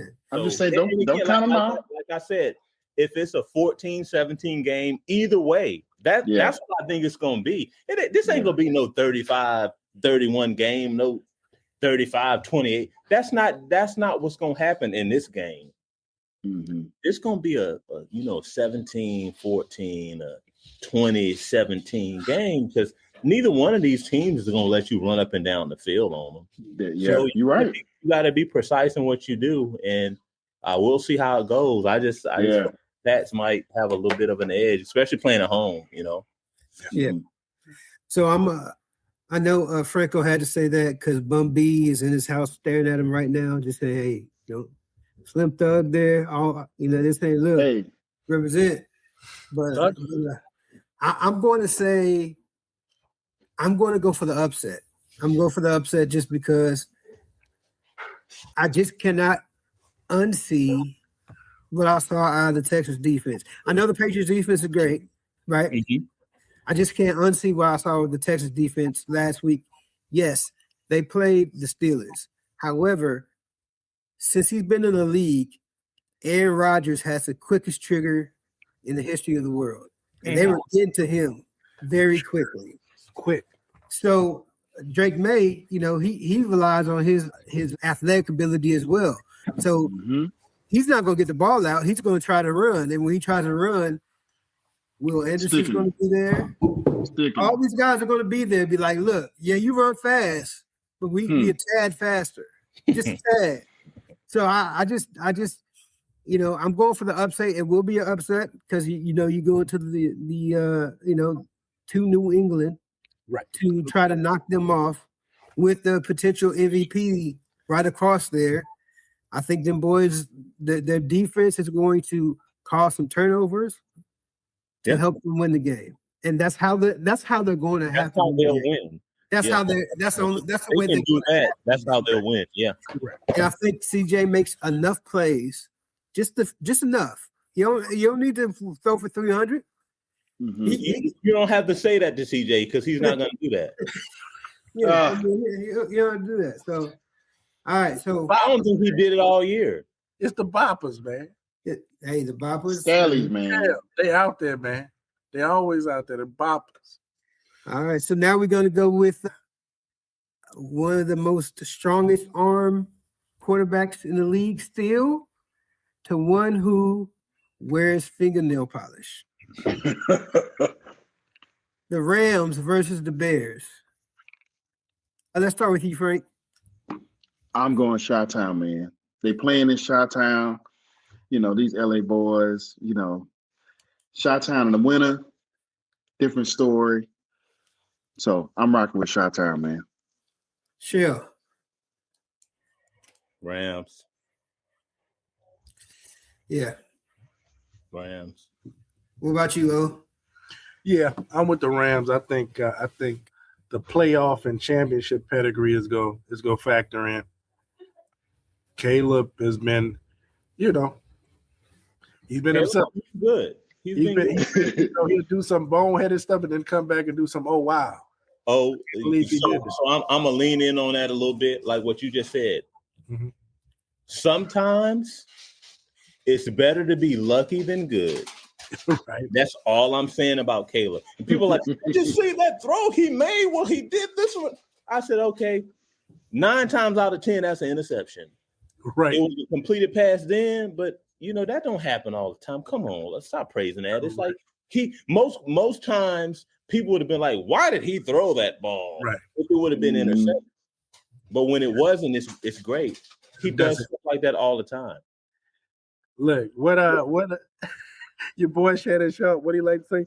Never accept in a win what you would not accept in a loss. You got Shannon down. Never accept in a win what you would not accept in a loss. That's all I'm saying, Ocho. Yeah. So it's funny. I watched that episode, in what he's doing, he's quoting Shanahan. Yeah. Mm-hmm. Yeah. When he was playing with Denver, he was the one who told him that, because people were like, man, we did this, we did that, but we won. He was just like, okay. Right. Is it okay if you lose and your quarterback throw for 150 yards? Right. Then it's a problem. It's a problem if you lose, but when you win, that's cool. No, it's not cool. Yeah. It's like, don't do that. And it's the same thing with the Bears. It's like the Bears been on thin ice for a long time.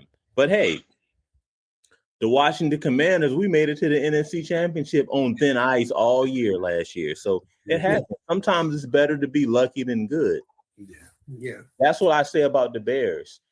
A lot of their success has been, and it's kudos to them, but it's like a lot of their success has been, you look at, they lead the league in turnovers.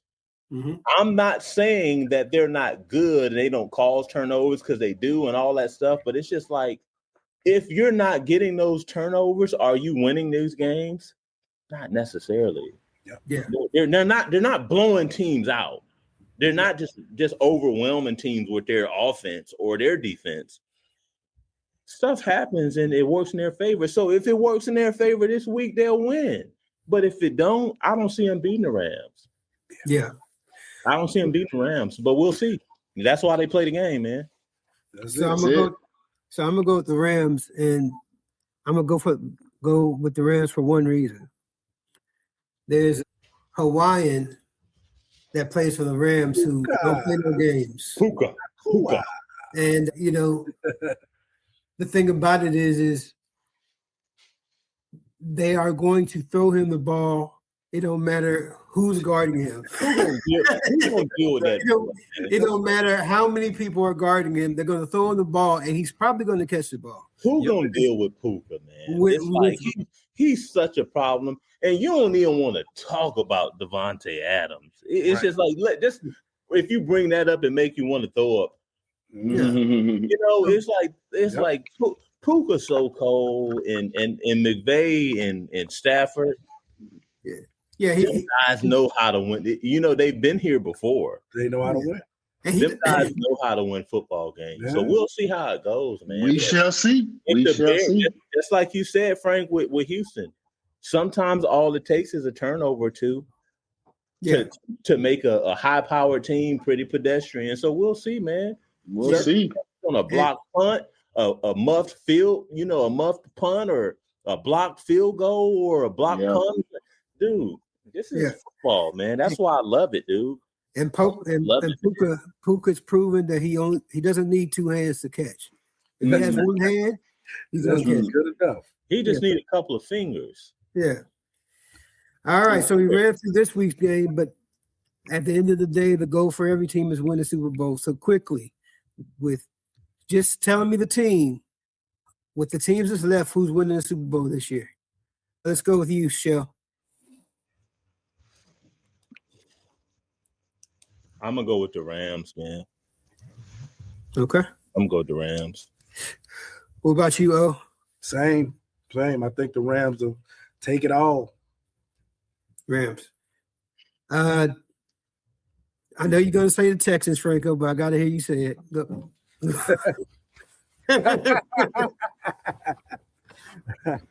Wish and a prayer. A wish and a prayer. The people listening on the podcast, he's throwing up the H. So that's the Texans. For those that don't know. Now you know. For those who don't know. So we're down to our last couple segments, and we're going to have a little fun. We spoke about football for an hour and a half. Now we're just going to talk about things that's baffling and things that we just are going to stand on. We're going to stand on some bold statements. Before we stand on some bold statements, there's some things that's happened that you just confuse, you're baffled. Like what are we doing in here, right? So in this segment, since this is a new segment, I'm gonna go ahead and start it. What are we doing here? I'm gonna show a clip here, and I'm just going to get some thoughts on what you guys are. What is this happening here, right? Let's see.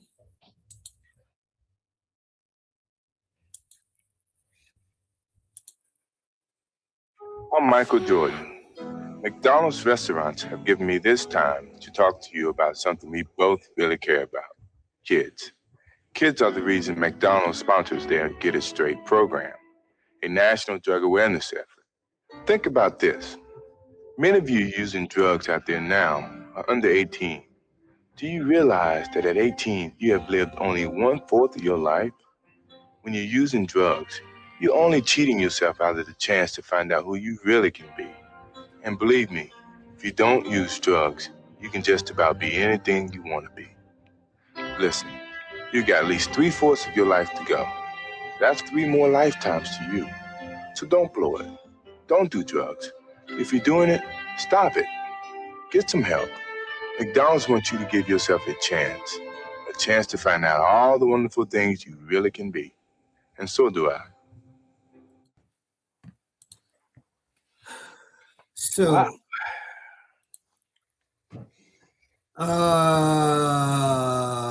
where do I start?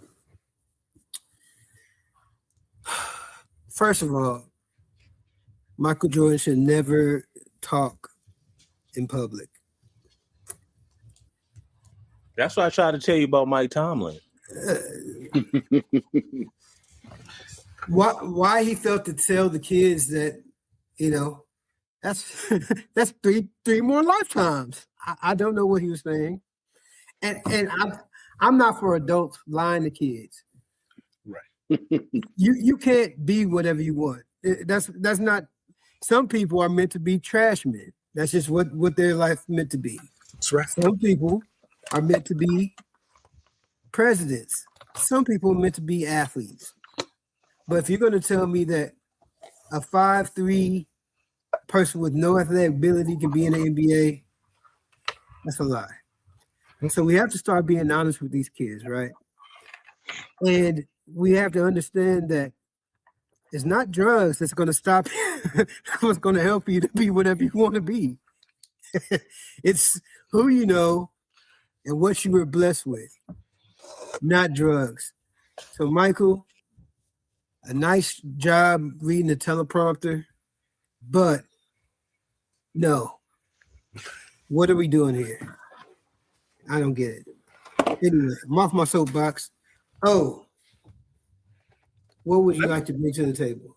I just want to just make a comment briefly on Mike. I just realized how powerful it is to be one of the greatest at your craft. I would never respect anyone who speaks in that manner. I would listen to them if I saw them out doing a commercial. I would go behind the scenes to the producer, whoever's filming, and say, "Hey, man, stop that! You are trying to embarrass Black people. Don't do that. All right, Black people deserve better. You put somebody better in front of them, but because that is Michael Jordan, one of arguably the greatest of all time, right? Depending on who you are, he's allowed to do these things. And the kids probably were receptive to his message, but he sounded like a crackhead with a lisp. And I just, like, what are we doing here? I agree. What are we doing here? Yeah. So what about you? What is your statement? What are we doing here? What are we doing here? What was my what are we doing here? Okay, I'll go with it. I didn't want to do this. Yeah. I recently watched Zion Williamson in a game against the Brooklyn Nets do something that I rarely see. I don't know if I've seen anybody do this. In back-to-back plays, he goes up and dunks on one person, kind of catches on a baseline, spins, dunks two-handed, goes back on defense, steals the ball, goes back coast to coast, and then dunks two-handed on four people. Two on the sides, two at his back trying to block it. And I said to myself, this guy, he gets me every time. It's like no matter how many injuries I see, how many seasons I see him miss, I see him and it's like I'm drawn to it. It gets me every time. And then I thought about this. I said, oh, that's how he feels about OnlyFans models, about thoughts. Like he can't pass them up. They get them every time. Yeah. And so it helped me understand.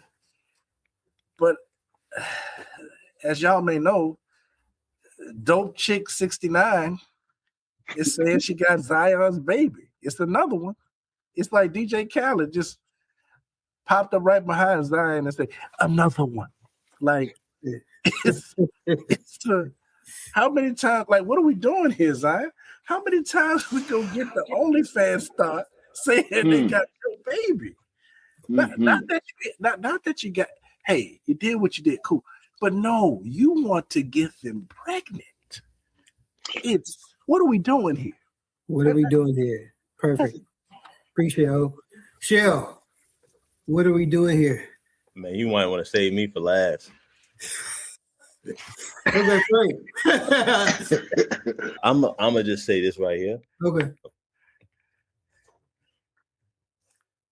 I'll shoot. I'm not a politically charged person at all. I'm sure none of us are. We are servants of Jehovah. We know where our loyalties lie. We know where our dedication lies.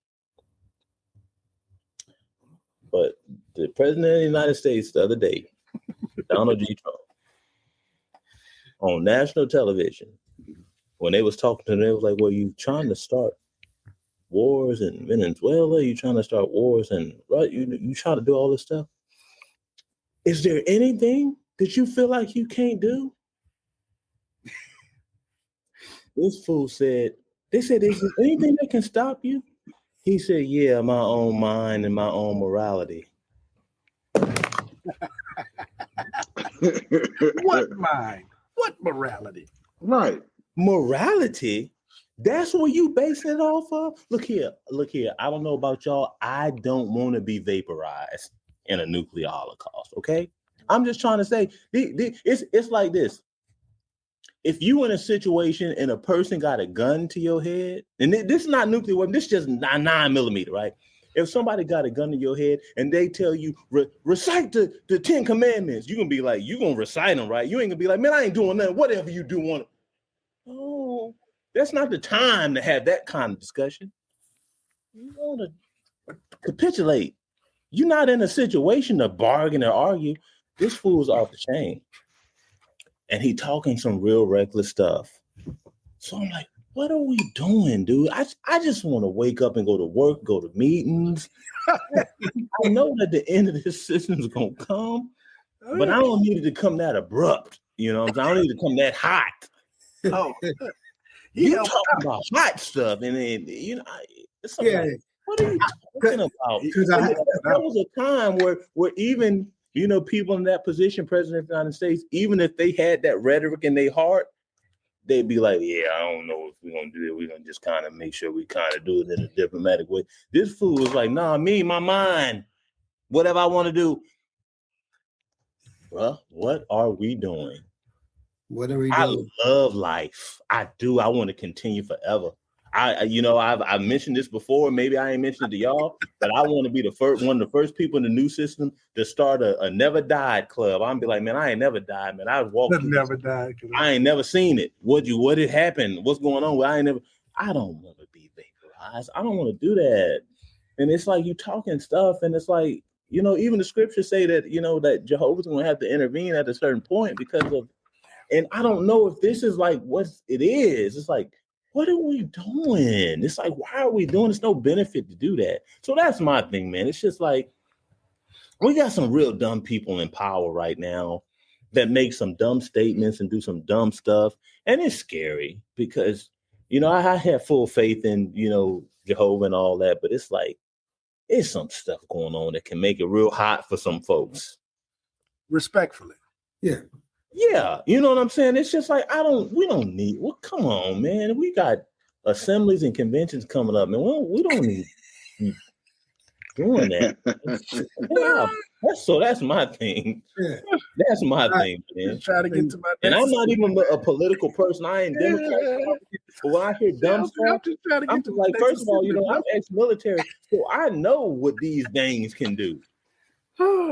I know what these weapons can do. When people talk about this can happen, oh, it is serious. It's like, don't do that, man. That's not funny. It's not a game. It's like you act like you can survive that. Maybe you can survive it because you're in a bunker somewhere. I'm just sitting here on Don't say your address. We have a big audience. They'll come. Man, come on, man. That's my thing, though. Yeah. On you, Frank. Got you. You don't want to get vaporized. Got you. No, don't want to do that. You want to live your life. It sounds hot. I don't. Yeah. No, I don't want to do that. Yeah, man. You know what bothered me, and I don't know if it bothered y'all. And I don't know, maybe it's because Houston's playing New England this weekend, but Stephon Diggs with all these baby mamas and strangling his cook, and I'm like, what's going on? He strangled his cook? Yes. Man, strangled his cook. Hey, he did. He said he wanted trout. They didn't make no egg whites, and he wanted egg whites, or what? He said you ain't making it quick enough. Really? Lightly scrambled. Yeah. And chop. And didn't want to pay her. And then you got Cardi out here just dropped the baby for him. He's got 2 or 3 other baby mamas. I mean, he's trying to compete with Lil Wayne or something. I'm with you on this, Frank. What's wrong with folks? Yeah, exactly. I hear you, man. I didn't know that. I knew about him. And first of all, I don't care about people, baby mamas and all that stuff, because if you got enough money and you nasty enough, you can have 10 baby mamas. I'm right. It's just here's the thing, Shell. But it's like, here's the thing. He was in Houston in 2024. Ain't heard a peep. The main place you can get caught up You go to Buffalo, you get what 3 women pregnant the same year. He's flying them in. Yeah. Yeah. But you understand my point. Yeah, but you're right. But yeah, he got to be flying them in. Yeah, it got to be. But what are we doing? Yeah. They ain't got no Chapmans in Buffalo. Right. On a scale of 1 to 10, how nasty do you think Cardi B is? Yeah. On a scale. Look. This is a nationally syndicated show. These fans are out there. I just asked a question. I didn't insinuate anything. I'm just I saying. just asked a question. I said on a scale of 1 to 10. She's on that scale. She's on the scale. Yeah. How many baby mamas he got right now? I know he got Cardi and I think it's 5. Yeah, it's 4. Not, come on. 3 this year. Stop putting that on that, man. That's not funny. Okay, man. That's not. He got 5? Google it. You don't catch 5 passes a game. Google it. 3 of them this year. Look, here's the deal. Oh, it is 3, huh, Frank? It is 3. Come on. Google it. This year? This year. What are we doing? What are we doing? He don't even catch 3 passes a game half the time. Because I know, because I got him on my fantasy team, and he's very, very disappointed. Very. So we're asking, what are we doing? But if a player can go to his cook and say, "Hey, Maria, you see the size of these onions? Didn't I tell you about this?" Yeah. You know that there's some issues there. You know what I'm saying? There's some issues there. There is some issues there. Mm-hmm. So the main issue is that I'm offended that I don't have a cook. Let's be honest. If you had a cook, you don't know that you wouldn't choke your cook out. Can you honestly say that? No, seriously. Yeah. If you was coming downstairs and you had to get ready to go, and you was like, "Man, I need an omelet at 7. I got to leave here at 7:15," and you come down there and it's 7:08, and your omelet ain't ready, would you choke your cook? No, I don't think I would. But yeah, I think I might say. Would you at least push him? I don't think I'll do that. Something at him, let him know my display. Hit him with the sauce. I might tell her. You got 2 minutes. You got 2 minutes. Look, if I can afford to cook, you can't make no omelet in 2 minutes. if I can nice with it, if I can afford to cook, I can afford a guy to take it on. I'd be like, "Dude, I'm about to leave.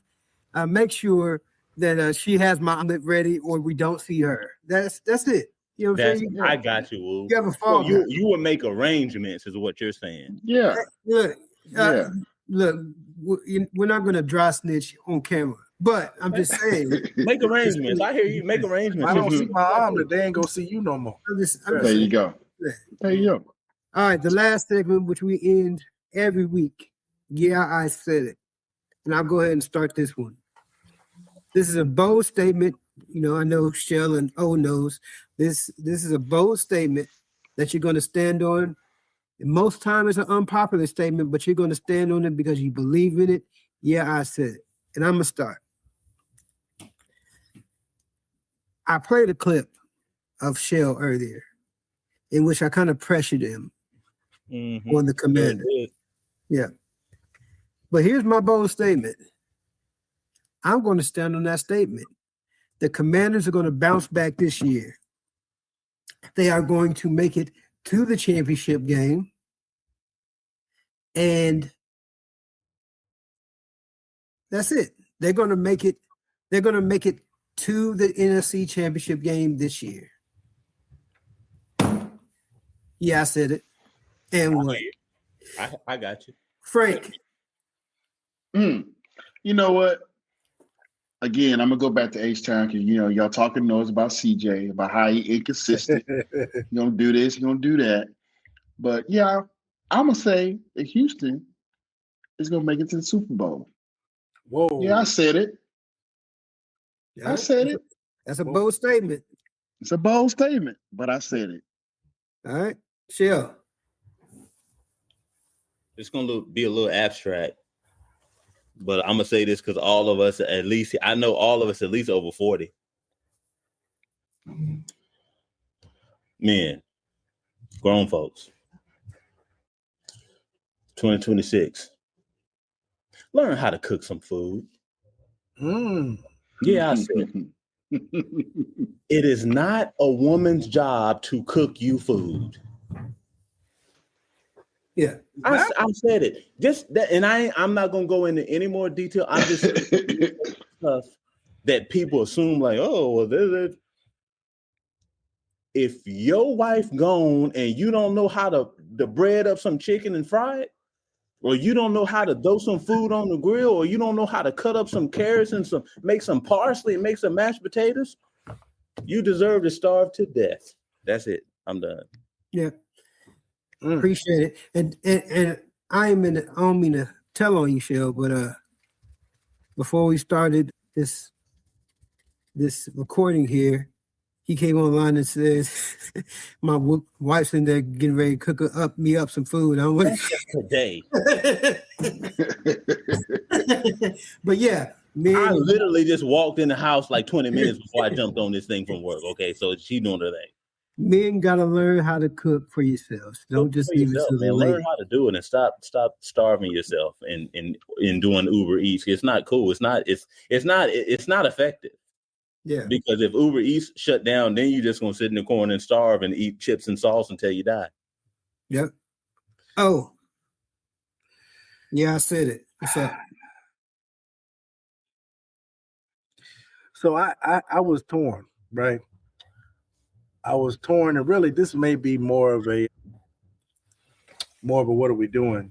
But if I see one more little kid, when I say the number 6 or 7, come up to me and say 6, 7, I'm a loser.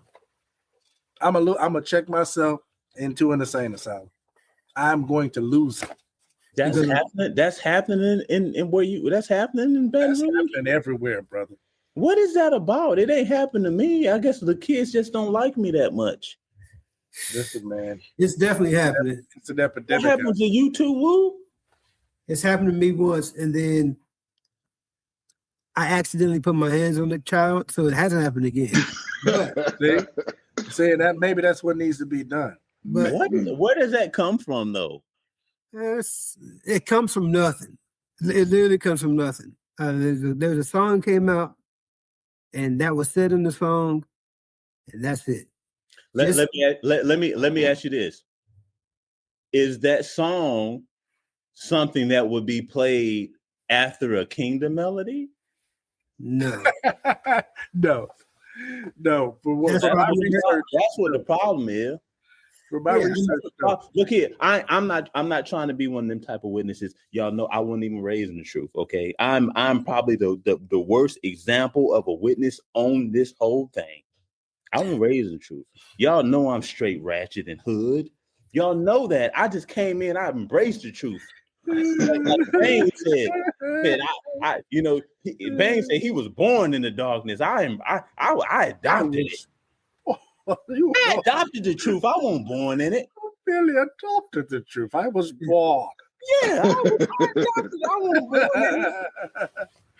But it's certain things I'm just like, no, I'm not going to accept that.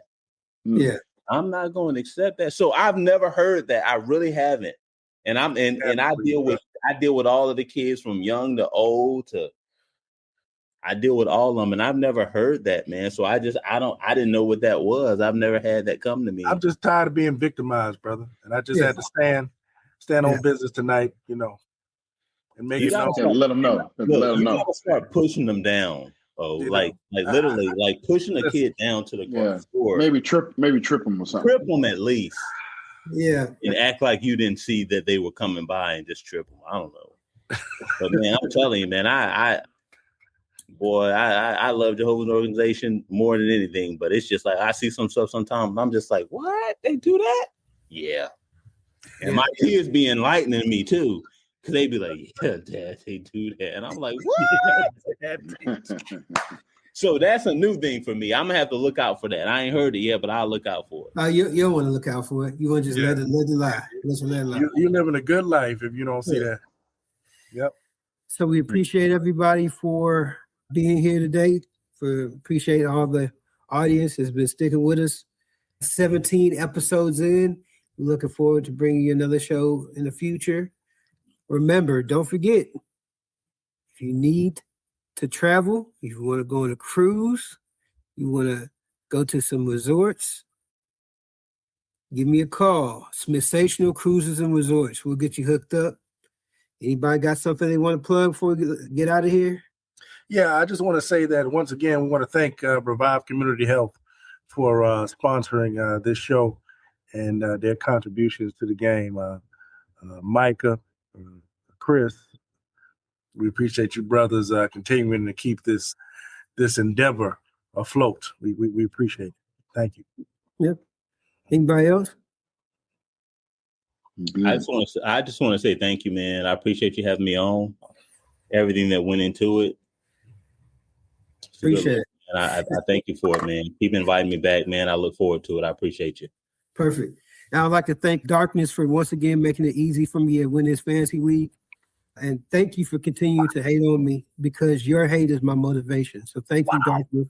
We appreciate the hard work that you put in to make sure I don't win and I still prevail because winners win.